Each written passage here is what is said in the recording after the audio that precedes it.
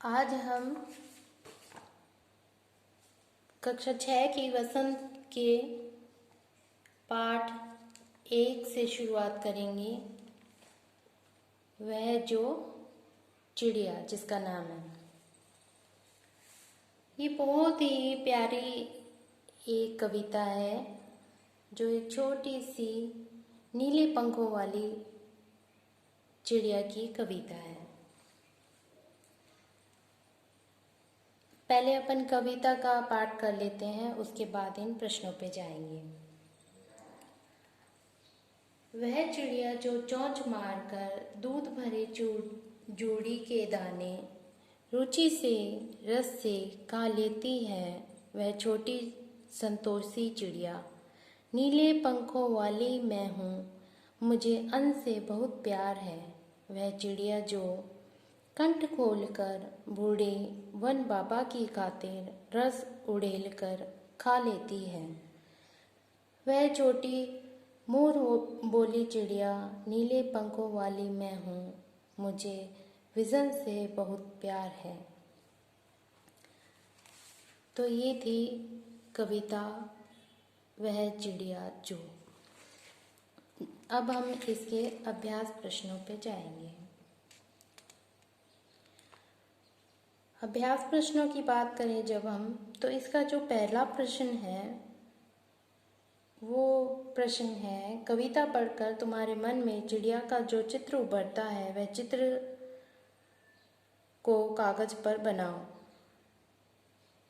तो जो भी चित्र हमारे मन में उभरेगा इस कविता को पढ़ने के बाद, वो हम कॉपी में बनाएंगे। उसके बाद दूसरा प्रश्न है, तुम्हें कविता का कोई और शीर्षक देना हो तो क्या शीर्षक देना चाहोगे? उपयुक्त शीर्षक सोचकर लिखो। मैंने यहाँ पर प्रश्न नंबर 2 का उत्तर लिखा है। इस कविता का शीर्षक नीले पंखों वाली उपयुक्त होना चाहिए।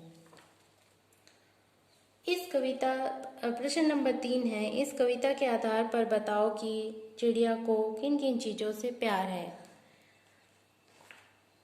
मैंने यहाँ उत्तर लिखा है प्रश्न नंबर 3 का, चिड़िया को खेतों में लगे जौ बाजरे की फलियों से, जंगल से और जिस नदी से वह ठंडा और मीठा पानी पीती है उससे प्यार है। चौथा प्रश्न है, आशय स्पष्ट करो। क है, रस उड़ेल कर खा लेती है। इसका आशय स्पष्ट ये होगा कि चिड़िया खुश होकर गाने गा लेती है। इसके गाने में माधुर्य है, ऐसा लगता है जैसे उसने वातावरण में रस उड़ेल कर उसे रसमय कर दिया है। ख है, चढ़ी नदी का दिल टटोल कर जल का मोती ले जाती है। इस पंक्ति का आशय है कि चिड़िया ऐसे ही नदी से जल कण लेकर अपनी प्यास नहीं बुझाती। वह पहले उफनती हुई नदी का मन टटोलती है और उसकी इच्छा का भी ध्यान रखती है।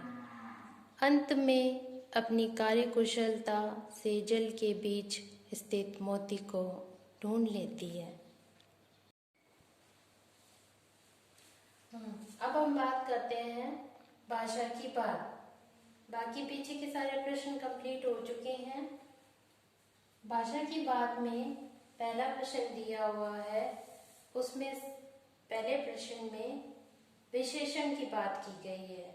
जैसा कि उदाहरण दिया गया है, पंखों वाली चिड़िया, नीले पंखों वाली चिड़िया, ऊपर वाली दराज, सबसे ऊपर वाली दराज। तो जैसे पंखों वाली चिड़िया, तो नीले पंखों वाली चिड़िया, तो नीला जो शब्द नीले शब्द का जो आया है वो है हमारा विशेषण। वैसे ही हमें भी विशेषण के जो उदाहरण दिए हुए हैं उसी तरह हमें भी विशेषण भरने हैं। अब हम कैसे विशेषण भरते हैं देखो। इसमें ये पूछा गया है कि मनोहर मोरों वाला बाग। आगे है पेड़ों वाला घर।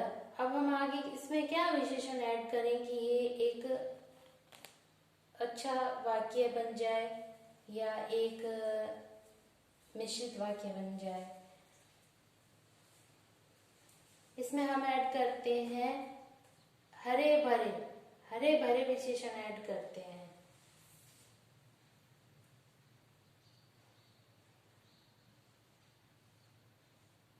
हरे भरे पेड़ों वाला घर। दूसरा है फूलों वाली क्यारी।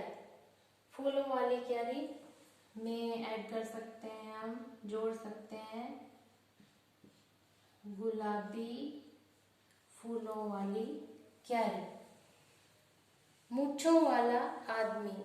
वैसे तो हम इसमें काली मूंछों वाला आदमी भी बोल सकते हैं, बड़ी मूंछों वाला आदमी भी लिख सकते हैं। सोनाली। अब इसमें जो सेकंड प्रश्न दिया है, सेकंड प्रश्न में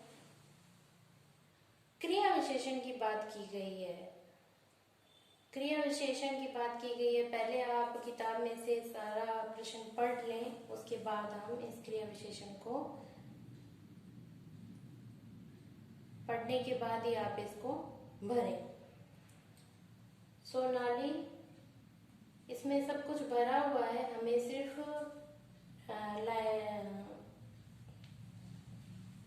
अंडरलाइन करनी है इसको, तो हम इसको अंडरलाइन करेंगे। मैं इसको भर देती हूँ। इसमें हम भरेंगे जल्दी जल्दी। सोनाली जल्दी जल्दी मुंह में लड्डू ठूसने लगी। दूसरा है गेंद लुढ़कती हुई झाड़ियों में चली गई। लुढ़कती हुई।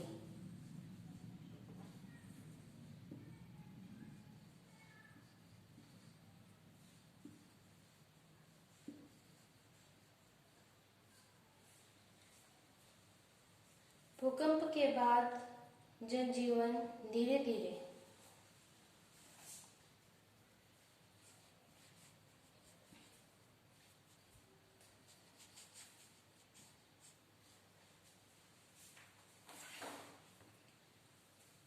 कोई सफेद सी चीज आंगन में गिरी।